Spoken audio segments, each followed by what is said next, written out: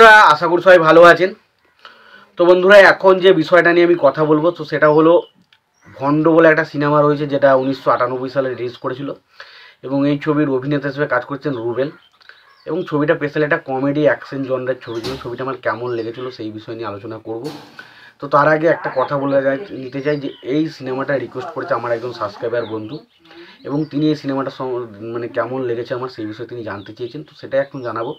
তো তার আগে প্রত্যেকটা বন্ধুকে অনুরোধ করে রাখবো, আপনারা চ্যানেলে নতুন হয়ে থাকলে অবশ্যই আপনারা চ্যানেলটা সাবস্ক্রাইব করে নেবেন আর যদি আপনাদের ভিডিওটি ভালো লেগে থাকে অবশ্যই লাইক কমেন্ট শেয়ার করে দেবেন।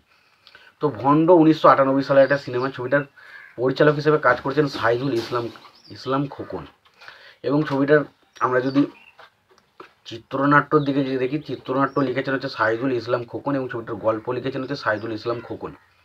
ছবিটার পরিচালক হিসেবে কাজ করেছেন সাইদুল ইসলাম খোকন। ছবিটাতে অভিনয় করেছেন যদি আমরা দেখি সেই হিসেবে দেখতে গেলে রুবেল করেছে, হুমায়ুন ফরিদি করেছে, শামসুর রহমান করেছে, রাজীব করেছে, তামান্না করেছে, নাজির খান করেছে, ইলিয়াস কুবরা করেছে। এবার সিনেমার গল্পটা যদি আমি ছোট্ট করে বলি, গল্পটা হচ্ছে এরকম যে রাজীব এখানে মেন অ্যান্টাগনিস্টের ক্যারেক্টার প্লে করেছে। সে বিভিন্ন মানুষকে মারে। প্রথমেই আমরা দেখতে পাই রাজা বলে একজন ব্যক্তি রয়েছে, তার মতো তাকেই দেখতে, রাজীবকে তার মতনই দেখতে, ফলে তাকে মেরে তার রূপ ধারণ করে সে কিন্তু সেই জায়গার পুরো সম্পত্তি আত্মসাৎ করে ফেলে এবং পরবর্তী সময় আমরা দেখতে পাই আর কি যে রাজার ক্যারেক্টারটা মানে যে রাজীব বলে যে ক্যারেক্টারটা সে একজন এই ছবির মেন অ্যান্টাগনিস্ট বলা যায় এবং পাশাপাশি এখানে আমরা দুজন কমেডিয়ান হিসেবে দুজনকে দেখতে পাই। হুমায়ুন ফারিদি এই ছবিতে স্পেশালি কমেডির কাজটাই করে।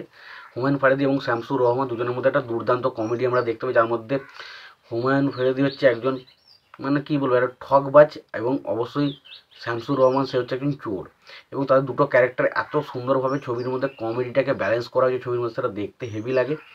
এবং পাশাপাশি বলতে হবে তামান্না এবং অবশ্যই তামান্না এবং রুবেলের মধ্যে যে কেমিস্ট্রিটা আমরা ছবির মধ্যে দেখতে পাই সেটা আমার ব্যাপক লেগেছে। ছবির অ্যাকশন সিনগুলো মারাত্মক এবং সত্যি কথা বলতে পারি যে রুবেল একটা টাইম ছিল যে টাইমে কিন্তু ছবিতে অ্যাকশনের মাত্রাগুলোকে একটা অন্য লেভেলে তৈরি করেছিল, যেটা বাংলাদেশের ছবিগুলোর মধ্যে আমি খুব একটা দেখতে পাই না। তো রুবেলের সিনেমাগুলোর মধ্যে অ্যাকশনের একটা ভ্যারিয়েশন থাকে, তো এই ছবির মধ্যে সেই অ্যাকশনের মধ্যে কিছু ভ্যারিয়েশন ছিল যেগুলো কিন্তু সত্যি দেখতে ব্যাপক লাগে। এই ছবির গানগুলো মোটামুটি ঠিকঠাক গান ছিল, খুব যে খারাপ গান ছিল বলবো না। তবে ছবিটার মধ্যে এত কমেডি এবং এত কমেডিগুলো এত সুন্দরভাবে পাঞ্চ করা হয়েছে না, যেগুলো দেখলে আপনার হাসি পেতে বাধ্য। তো কমেডি এখানে দুরন্তভাবে ওয়ার্ক করে এবং অবশ্যই অ্যাকশনগুলো খুব ভালোভাবে ওয়ার্ক করে। ছবির গল্পটা একটা খুব এক্সট্রাঅর্ডিনারি গল্প কিছু না, তবে ঠিকঠাক একটা গল্প, ডিসেন্ট ওয়াচ। এবং পাশাপাশি আমরা দেখতে পাই যে ইলিয়াস কোবরা যে রয়েছে, ইলিয়াস কোবরার সাথে কিন্তু বিবাহ দিতে যায় রাজীবের মেয়ে ক্যারেক্টারটা প্লে করেছে তামান্না, তার সাথে কিন্তু তামান্নাকে পেতে আর কি এখানে ইমনের ক্যারেক্টারটা প্লে করছে আর কি যার নাম হচ্ছে কি বলবো রুবেল। এবং রুবেল আর কি তামান্নাকে পেতে কী তাকে ফেস করতে হয়, তার জীবনে কী সমস্যা আসে, সেই সমস্ত জিনিসগুলো নিচ্ছে সিনেমাটা, যেটার নাম হচ্ছে কি বললাম ভণ্ড। তো ভণ্ড সিনেমাটার মোটামুটি একটা ভালো সিনেমা।